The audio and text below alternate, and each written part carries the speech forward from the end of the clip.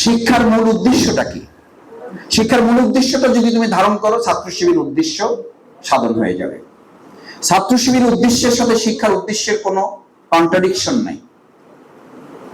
শিক্ষার যা উদ্দেশ্য, ছাত্র শিবিরের তাই উদ্দেশ্য। শিক্ষার উদ্দেশ্য কি? একজন ছাত্র সে তার একজন ছাত্রীকে তার নিজের বোন মতো করে তাকে সম্মান করবে, এটা শিক্ষার উদ্দেশ্য। একজন ছাত্রী একজন ছাত্রকে তার ভাইয়ের মতো করে মনে করবে, আমার ভাইয়ের কাছে যেমন আমি নিরাপদ, আমি আমার একজন ছাত্রের কাছে, আমার একজন ক্লাস ফ্রেন্ড, তার কাছে আমি নিরাপদ। শিক্ষা একজন ছাত্রকে ভাইয়ে পরিণত করে, একজন শিক্ষার্থী ছাত্রীকে বোনে পরিণত করে। এই কথাটা ইসলামী ছাত্র শিবির তোমাদেরকে বুঝতে বলে, বুঝতে দিতে চায়, প্র্যাকটিস করতে চায়। যদি এইটা থাকে তাহলে কি আমাদের সমাজে ইফটিজিং থাকবে? তাহলে কি আমাদের বোনের ইজ্জত শিলতাহানি ঘটবে? তাহলে কি আমাদের কোনো ভাইয়ের বিরুদ্ধে আমাদের অন্যায় অভিযোগ দিয়ে তাকে অপমানিত, লাঞ্ছিত করে তাকে জেলখানে পাঠাতে হবে না? তোমাদের কিন্তু আমাদের যাচ্ছে তো জেলখানায়। শুধু জেলখানায় যাচ্ছে না, একজন আরেকজন যারা হত্যা করা হচ্ছে, ছুরিকাঘাত করা হচ্ছে, আমাদের এই বাউফলি হয়েছে। নেপথ্যে কাহিনী কি? নেপথ্যে কাহিনী আধিপত্য বিস্তার করা। শিক্ষা কি বলে? শিক্ষা বলে শক্তি মূল উদ্দেশ্য নয়। তোমার শারীরিক শক্তি দিয়ে তুমি পৃথিবী চালাতে পারবে না। তোমার শক্তি হচ্ছে নলেজ ইজ পাওয়ার। কি পাওয়ার? নাকি এটা তোমাকে শিখায় কলেজে হ্যান্ড ইজ পাওয়ার। যার হাত শত শক্তি, যে যত ঘুষি দিতে পারবে সে তত আমাদের ক্লাসের, সে তত আমাদের এই বাউফল সরকারি কলেজের তত শক্তিশালী ছাত্র। আমি এটা বুঝাবার জন্য ছাত্র জীবন থেকেই ওই বক্তৃতাটা বলি আর কি, যে সুমো কুস্তিগিরের নাম শুনেছিল, জাপানিজ সুমো কুস্তিগিরকে এই কথা বলা হয়েছিল যে পৃথিবীর সবচেয়ে শক্তিশালী মানুষকে। আল্লামা ইকবাল যখন এই কথা বলা হয়েছিল, বললো যে সবচেয়ে শক্তিশালী সে, যে তার নাম হলো সুমো কুস্তিগির। ওই সময় সে বিশ্ব চ্যাম্পিয়ন। তো সুমো কুস্তিগির যখন বিশ্ব চ্যাম্পিয়ন, সে আল্লামা ইকবালকে বলে, তুমি তোমার এই বক্তৃতা, তোমার এই জ্ঞান, তোমার এই নলেজ, এগুলো দিয়ে তুমি কি করতে পারো? বলছে এগুলো দিয়ে আমি বিশ্ব চালাতে পারি। বলছে তুমি বিশ্ব চালাবে কি? তুমি তো আমার সাথেই পারবা না। তুমি বিশ্ব চালাবার পরে তুমি আগে আমাকে নিয়ন্ত্রণ করো, তুমি আগে আমাকে ফেস করো, আমাকে মোকাবেলা করো। বলছে তাই নাকি? বলছে তুমি কি করো? বলছে আমি 24 ঘন্টার মধ্যে 18 ঘন্টা ব্যায়াম করি এবং শরীর থেকে ঘাম ঝরাই, তারপরে এই যে শরীরটাকে বিল্ড আপ করেছি। সুতরাং তুমি আমার সাথে 18 ঘন্টা না, তুমি 18 মিনিট আমার সাথে পারবে না। কায়দা কানুন করে তাকে এরকম একটা প্রোগ্রামে নিয়ে আসছে, দাওয়াত দিয়ে। বলছে আচ্ছা ঠিক আছে, তোমার শক্তি কত, আমার শক্তি কত, এটা একটু প্রমাণ করা দরকার। সুমো কুস্তিগির আছে, উনিও আছে, আল্লামা ইকবাল প্রধান অতিথি, তাকে নিয়ে আসা হয়েছে। এরকম আমাদের আরো বিশেষ মেহমান থাকে না, বিশেষ মেহমান হিসেবে আল্লামা ইকবাল বক্তৃতা করে গেছেন। ওনাকে প্রথমে প্রস্তাব দেওয়া হয়েছিল, আপনি আজকে একটু বক্তৃতা করবেন। বলছে আমি তো বক্তৃতা করার লোক না, আমি শক্তি প্রদর্শন করার লোক। এরকম শক্তি প্রদর্শন করার লোক আমাদের বাউফলে আছে না নাই? কথা বলতে পারে না, কি দেখাইতে পারে? শক্তি দেখাইতে পারে।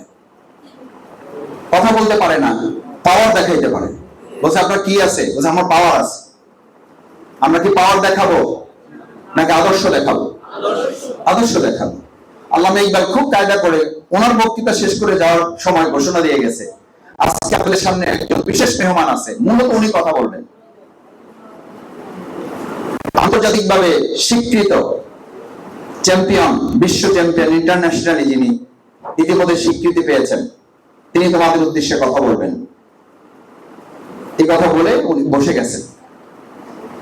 তো সুমো কুস্তিগির তো কথা বলার লোক না, আছে কি শক্তি? আচ্ছা, শারীরিক শক্তির দিক থেকে যদি বিবেচনা করো, শ্রেষ্ঠ না হাতি শ্রেষ্ঠ?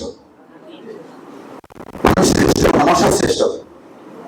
এখন বলবা যে ভাই মশা পারবে,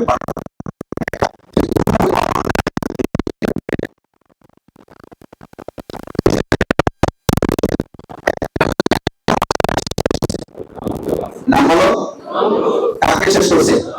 সেটা কম শক্তিশালী ছিল নমরুদ। আমাদের দেশে এখন যারা নমরুদ তাদের চেয়েও বেশি শক্তিশালী ছিল। সেই নমরুদকে শক্তির দিক থেকে পরাস্ত করেছে কে? পুরা মশা না। পুরা মশার কথা বলবে না, তাহলে স্বাভাবিক সুস্থ মশারা অপমান বোধ করে। এটা জানো না? লেখা আছে, যেখানে এই ঘটনা লেখা আছে সেখানে বলা আছে, যদি ওকে ল্যাংড়া এবং দুর্বল মশা না হয়, বলা না হয়, তাহলে পুরো সুস্থ মশারা অপমান বোধ করে। যে আমাদেরকে এই কথা বলছেন কেন, আমরা তো মানে সুস্থ মশারা তো আমরা সেখানে যাই না, ওখানে একটা ল্যাংড়া মশা এবং দুর্বল মশা দেওয়া হয়েছে। সেই দুর্বল একটা ল্যাংড়া মশা নমরুদকে মাথায় ঢুকে নমরুদ নিজেও জুতো দিয়ে পিটেছে নিজের মাথা, যে তুমি তো পিটাইয়ে শেষ করতে পারতেছ না, আমার মাথা ব্যথা তো যাচ্ছে না, আমাকেও তো কামড়াচ্ছে, একটা ল্যাংড়া মশা তোমরা শেষ করতে পারো না সবাই মিলে। পরে নিজে নিজের জুতা দিয়ে নিজের মাথা পিটাইছে। কি মশা? আচ্ছা বাদ দাও, ওটা তো দূরের কথা। প্র্যাকটিক্যালি আল্লাহ মাফ করুন, এখন যদি কোনোভাবে এখানে একটা সাপ ঢুকে যায় তো কি বলবা তোমরা? যে কোনো অসুবিধা নেই, সাপ তো আমাদেরই ভাই বেড়াদার, এরকম কত সাপ জীবনে দেখছি, কোনো ব্যাপার না। আমাদের কন্যা সমতুল্য, আমাদের ছোট বোন কন্যা, তোমাদের মতো আমার আলহামদুলিল্লাহ আমাদের এখন মেয়ে হয়েছে। তোমরা সবচেয়ে কি ভয় পাও? বাঘ ভয় পাও বেশি? আমার মেয়ে তেলাপোকা সবচেয়ে বেশি ভয় পায়।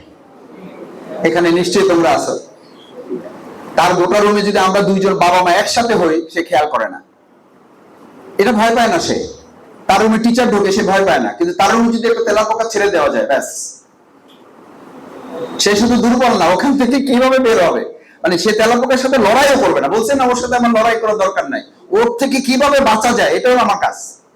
একটা টিকটিকি ওয়ালে দেখলে রাত 11টার সময় যদি দেখে তো দৌড়িয়ে আমাদের ঘরে গিয়ে মানে দরজা ভেঙে ফেলার অবস্থা।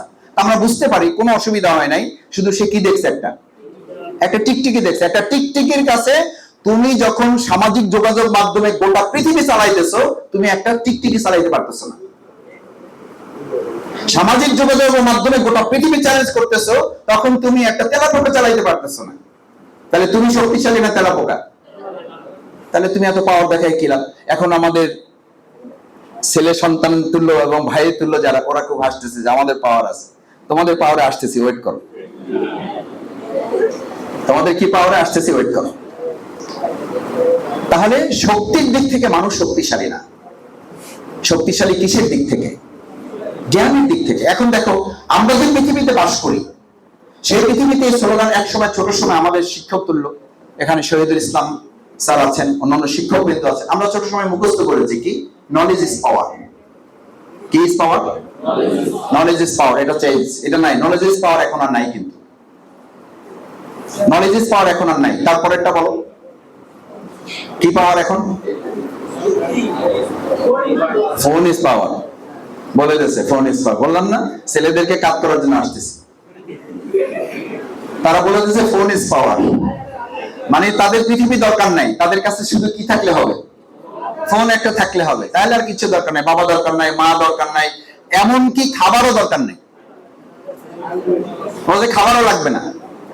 তো ফোন ইজ পাওয়ার না, বলা হচ্ছে ইনফরমেশন ইজ পাওয়ার। যার কাছে ইনফরমেশন আছে সে শক্তিশালী। এখন নলেজ ইজ পাওয়ার না, কি পাওয়ার? Information is power. ছাত্র শিবির তোমাকে বলতে এসেছে আমরা ওই জায়গা থেকেও সরে এসেছি, আমাদের স্লোগান হচ্ছে আইডিওলজি ইজ পাওয়ার।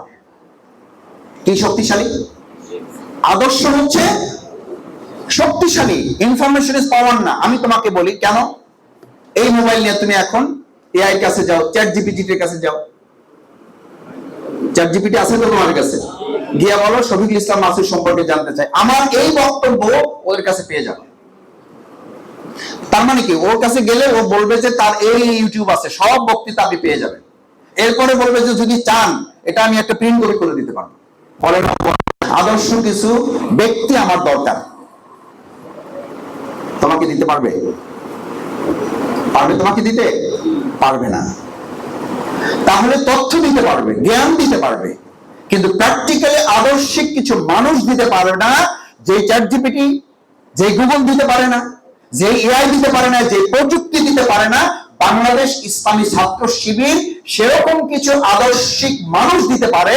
তাহলে Islami Chhatra Shibir chat GPT, Google, artificial intelligence, information technology, ICT, এই সব কিছুর চেয়ে শক্তিশালী নাম হচ্ছে আদর্শ। আর সে আদর্শের দাওয়াত তোমাদের কাছে পৌঁছাতে চায় বাংলাদেশ ইসলামী ছাত্র শিবির। প্রিয় শিক্ষার্থীরা, দ্বিতীয় কথা হচ্ছে তোমার এবং আমার দুটো সত্তা আছে।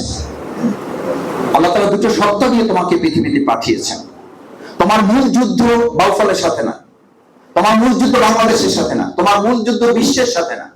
আল্লাহ তাআলা তার প্রিয় বান্দা বান্দীদেরকে, মানুষদেরকে দুটো যুদ্ধ করার জন্য পাঠিয়েছেন। একটা নাম দেওয়া হয়েছে মোরালিটি, নৈতিকতা, আর একটা নাম দেওয়া হয়েছে এনিমলিটি, পাশবিকতা।